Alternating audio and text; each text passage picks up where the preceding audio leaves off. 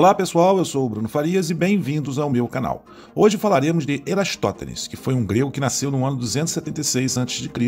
na cidade de Cirene, uma antiga cidade grega, perto da atual cidade Shahat, na Líbia, e viveu até por volta de 82 anos de idade, sendo afligido pela cegueira em sua velhice, e disse que ele cometeu suicídio por fome voluntária.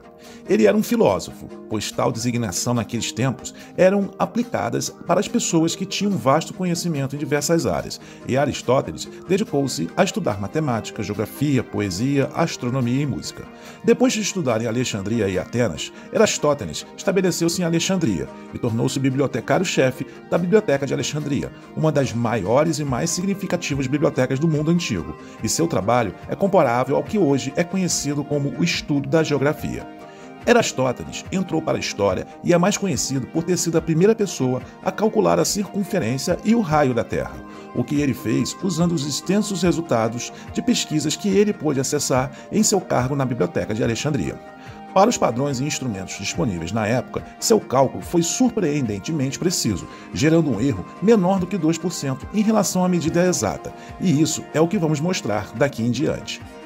Ele sabia que no solstício de verão, ou seja, quando um dos polos da Terra tem a sua inclinação máxima em direção ao Sol, ao meio-dia, na cidade de Cirene, atual Assuão, o Sol ficava no zênite. O zênite é o ponto da esfera celeste que se situa na vertical do observador, sobre sua cabeça. Em outras palavras, o ponto onde o Sol está a pino.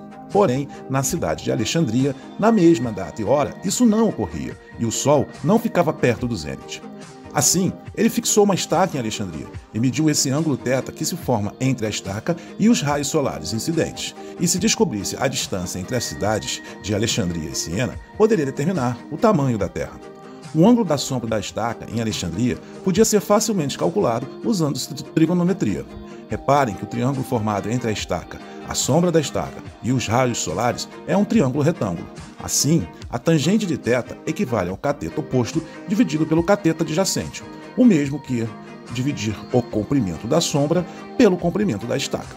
Então, por exemplo, se a estaca tivesse 1 metro de comprimento e a sombra formada tivesse 12,6 centímetros de comprimento, o ângulo θ seria de 7,2 graus.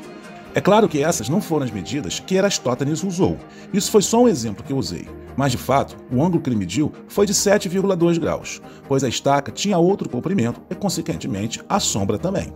Agora, precisamos usar um pouco de geometria e representar a Terra por essa circunferência, e as cidades de Siena e a estaca na cidade de Alexandria. Os raios solares que incidem na Terra formam um ângulo de 7,2 graus na estaca em Alexandria. Prolongando as retas em vermelho para termos uma melhor visibilidade geométrica, teremos agora esse outro ângulo, que se forma lá no centro da Terra. Esse é um ângulo alterno interno com um ângulo de 7,2 graus. Assim, ele também equivale a 7,2 graus. Então, teremos esse arco de círculo em vermelho entre as cidades de Siena e Alexandria. Agora, usando regra de 3, podemos dizer que 360 graus está para a circunferência da Terra, assim como 7,2 graus está para a distância entre as cidades. Então, a circunferência da Terra será igual a 360 vezes a distância entre as duas cidades, divididos por 7,2. Só falta agora determinar a distância entre Alexandria e Siena. Para isso, Erastótenes contratou um itinerante para medir a distância das cidades em passos, que era muito comum na época. Eram pessoas treinadas para caminhar com passadas muito regulares. Assim, constatou que a distância era de 5.040 estádios. Então, a circunferência da Terra é igual a 360 graus vezes 5.040 estádios divididos por 7,2 graus. Mas quanto vale a unidade de medida estádio? Na época de Erastótenes, havia muitas unidades como o nome de estádio, e diferentes comprimentos, variando desde 156 metros até 210 metros. Devido à inexistência de padronizações, diferentes fontes apontam diferentes valores para o resultado que teria sido encontrado por Erastótenes. Mas, em 1972, foi determinado que o valor do estádio usado por Erastótenes era de 157,7 metros. Agora, é só multiplicar os 5.040 estádios por 157,7. E fazendo essa continha, chegamos ao valor de 39.425.000 metros, o mesmo que 39.425 quilômetros. Sabemos atualmente que a circunferência da Terra é de 40.075 km, ou seja, um erro de apenas 1,6%.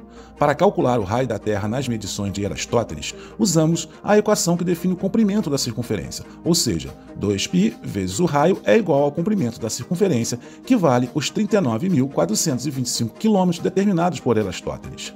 Então, o raio da Terra será igual a 39.425 divididos por 2π. Fazendo essa conta, Erastótenes definiu que o raio da Terra era de 6.275 km, apenas 93 km a menos que o valor correto medido pela nossa ciência na atualidade. É isso aí, pessoal. Chegamos ao fim desse vídeo. Se vocês gostaram, não se esqueçam do like. Isso ajuda a fazer esse vídeo chegar a outras pessoas que tenham interesse nesse assunto. Para quem não é inscrito, se inscreva no canal. E não deixe de ativar o sininho para vocês serem notificados toda vez que eu colocar um vídeo novo aqui no meu canal. Muita paz e muita luz. Até o próximo vídeo.